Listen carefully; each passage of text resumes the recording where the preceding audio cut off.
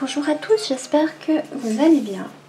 Aujourd'hui, je vous retrouve pour vous proposer de marbrer les bougies. La première fois que j'ai vu des bougies marbrées, ça m'a tout de suite intriguée, j'ai beaucoup aimé et je me suis renseignée pour savoir comment il fallait procéder pour avoir ce genre de résultat. J'ai dû vraiment chercher pour trouver une explication, mais en fait c'est fait avec différents pigments comme ça que l'on met dans l'eau et qu'on marbre. Enfin, je vais vous montrer comment ça se passe.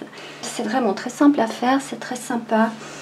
Comme matériel, il nous faut une bougie, soit que l'on a faite, soit que l'on a acheté, c'est égal. Il vous faut de la peinture de marbrage. Il faut toujours utiliser cette peinture dans de l'eau. Par contre, on peut la marbrer avec toutes sortes d'autres surfaces. On peut le faire avec du papier, on peut le faire avec du bois, du plastique. Enfin, je crois qu'on peut tout marbrer avec ce vernis. Donc ça ne sert pas uniquement pour les bougies. Je vais vous montrer comment on peut effectuer ces marbrages.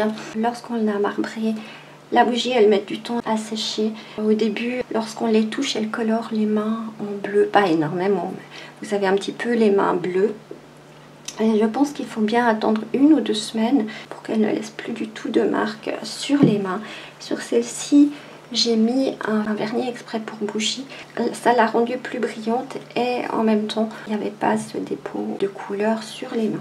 Ce que je voulais encore vous dire, c'est que ces colorants, on les trouve un petit peu partout. Bon, on les trouve sur Terre de Bougies, mais je les ai aussi vus dans plusieurs magasins de bricolage où on trouve du matériel pour bougies. J'en ai vu un peu partout, ils coûtent vraiment pas cher, je crois que c'est autour de 3 € la bouteille. Pour le marbrage, il ne faut pas énormément de couleurs, 2 ou 3, ça suffit. Je vais vous montrer comment effectuer ces marbrages. Voilà mon récipient d'eau. Comme vous voyez, il faut vraiment un récipient que pour ça, parce que votre récipient, vous ne pourrez pas le récupérer. Ensuite, vous pouvez laver tout ce que vous voulez laver, ça ne partira pas. Il faut vraiment un vieux récipient ou un seau, quelque chose qui ne soit pas dommage. Et il faut assez d'eau pour qu'on puisse plonger la bougie entièrement dans le récipient. Je m'équipe de gants. Comme vous pouvez voir, ça tâche. Et j'ai oublié de préciser qu'il nous faut aussi un pic comme ça pour le marbrage dans l'eau. Voilà, alors on va passer au marbrage. J'ai décidé de prendre 3 couleurs. Je vais prendre le turquoise, je vais prendre du rose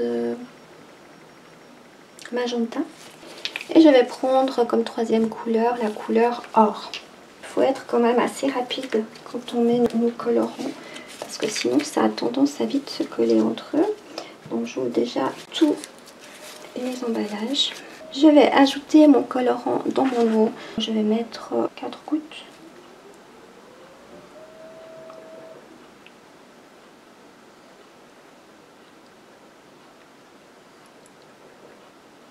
Il y en a un peu plus. Ensuite, je mets mon magenta.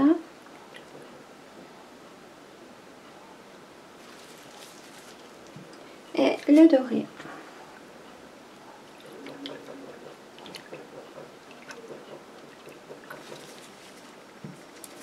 Doré, je vais en mettre un peu plus parce que normalement on ne le voit pas. Voilà. Et je viens marbrer ma peinture.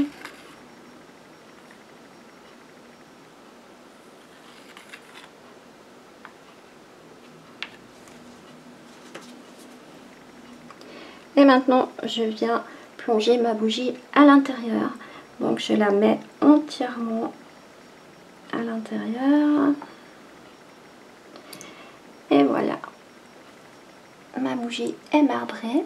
Donc, ça me donne ça comme effet. Voilà ce que ça donne. Je la mets de côté pour la laisser sécher. Je vais aller changer l'eau. Ils disent qu'on peut nettoyer avec une feuille de papier, mais moi je préfère changer l'eau pour pas qu'il y ait des nouvelles couleurs qui se mélangent. Voilà, je reviens avec de l'eau propre. Donc là j'ai décidé de mettre du rose clair, du bleu clair et du jaune. J'ouvre déjà mes contenants. Je fais comme avant. je verse dans mon eau.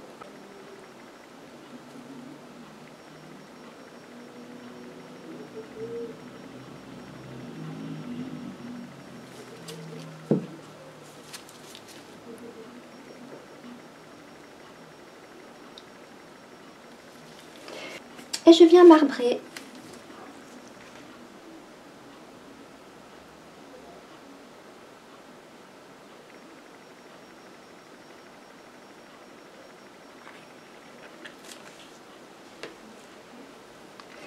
Je prends ma bougie et je viens la tremper.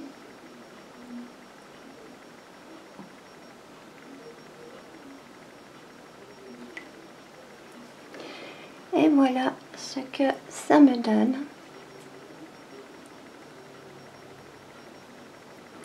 Je vais juste retirer mon truc d'eau. Là voilà, une fois marbré, ce que ça nous donne.